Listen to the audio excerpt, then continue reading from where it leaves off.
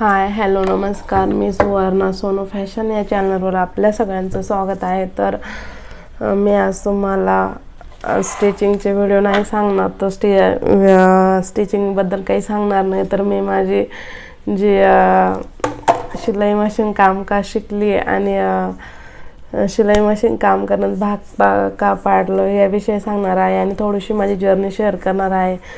तर 2018 मध्ये माझं लग्न झालं आणि त्यानंतर असेच दिवस चालले होते. त्यानंतर मला आर्यन हा 1-1.5 वर्षाचा होता.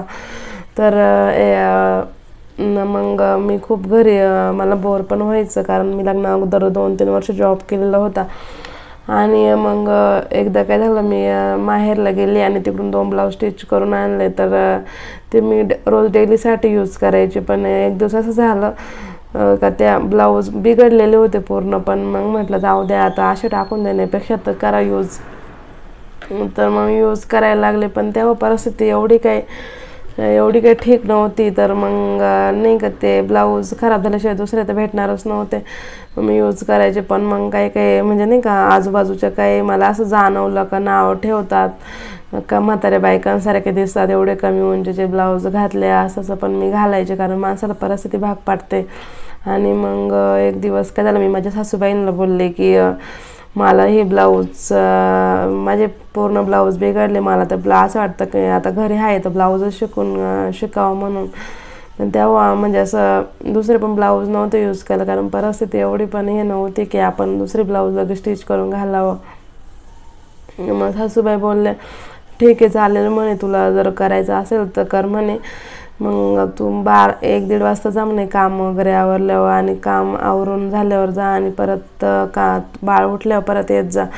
माझ्या गावातल्या ज्या नणंद लागतात त्या चुलत नणंदबाई आहे, मी त्यांना विचारलं मी क्लासला मला शिकवशाल का.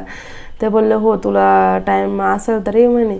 मग मी जायला सुरुवात केली. तर मी 1-1.5 वाजता जायची आणि 3 वाजता यायची पाठीमागं. तर असे 9-10 दिवस गेले. आणि त्याच्यात अचानकच असं झालं की म्हणजे यांचं संगमनेरला शिफ्टिंग झालं मिस्टरांचं तिकडं जॉबचं. तर मग आम्ही संगमनेरला राहायला गेलो. तिथे गेल्यानंतर मग मला हळूहळू मी तेव्हापासून मी माझे स्वतःचे ब्लाऊज मी स्टिच करायला लागले. पण मी 9 ते 10 दिवस काय असंच माझे कुठं मशीन चालवण्यातच गेले, कुठं दोरात गुंतायचं हे ते असं करण्यात मी काय प्रॉपर तिथं शिकलीच नाही. मग संगमनेरला गेल्यानंतर मी तेव्हा माझी थोडीफार आयडिया आलीच होती. मग मी माझे ब्लाऊज शिवायची. पण ते कुठंतरी प्रॉब्लेमच यायचा, कुठं इथंच खाली व्हायची, इथं बाहीलाच कमी पडा असं व्हायचं. मग माझ्या ज्या मामी राहतात संगमनेरला, मी त्यांना बोलले की ते मला बोलल्या की माझा म्हणे सोनं एक ब्लाऊज शिवून द्या. तर मग मी त्यांना शिवून दिला.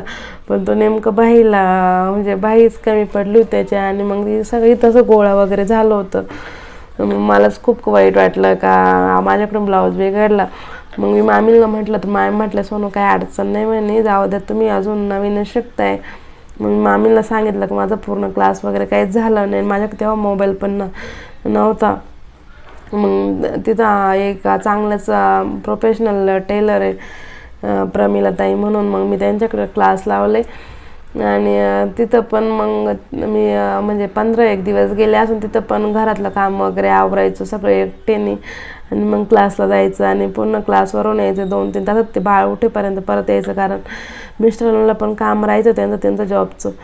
मग मी असंच 10-15 दिवस गेले. आणि त्यानंतर मिस्टर बोलले की नको जाऊ म्हणे, मला माझं काम तू बाळाला सांभाळ. मग मी तसं 1 महिना पण कमी असं इतके दिवस क्लास केले त्यांनी. मला कटोरी, प्रिन्सेस कट असे बोटनेक सगळे शिकवले. पण डिझाईन वगैरे राहिली होती, त्या बोलले होते अजून 2-3 महिने येत जा. पण मग एवढं टाईम नव्हता. आणि मग मी तिथंच ब्लाऊज शिकायला तिथंच स्टिच करायला सुरुवात केली. माझ्या हळूहळू कस्टमर पण यायला लागले. पण झालं असं का मी सेकंड चान्स घेतला आणि प्रेग्नेंट राहिले. डॉक्टरने सांगितलं शिलाई मशीनवर नाही बसायचं. मग म्हटलं ठीक आहे. त्यानंतर मी पुन्हा टेलरिंग. आणि एकदा मला असा एक किस्सा आठवतो की मी माझ्या चुलत भावाच्या लग्नाला गेली आणि तिथं आर्यनला असं नाही का कुरकुरे खायचे होते. बाकी सगळ्या मुलांनी घेतले आणि त्याला पण घ्यायचे होते. म्हणजे हळदीच्या दिवशी नवरदेव मिरवणुकीला असं गावात गेलेलं होतं.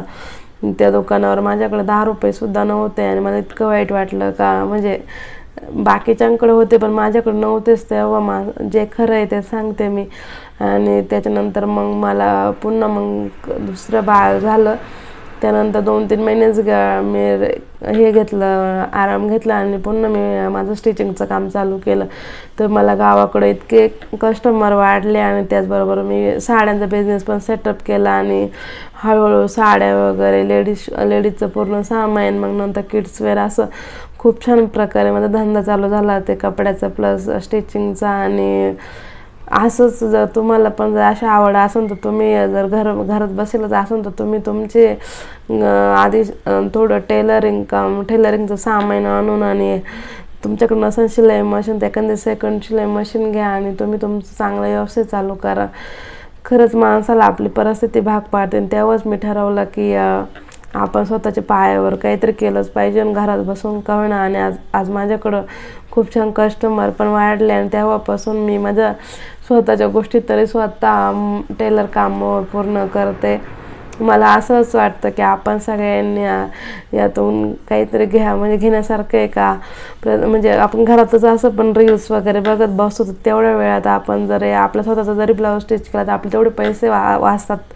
आणि असं पण दिवसाला जर मला तर 2-3 साड्या पिको फॉल केला आणि एक ब्लाऊज शिवला आणि अजून काय ब्लाऊज वगैरे असं टॉप वगैरे फिटिंगला तरी 1000-1500 पर्यंत माझं दिवसाचं इन्कम असतं.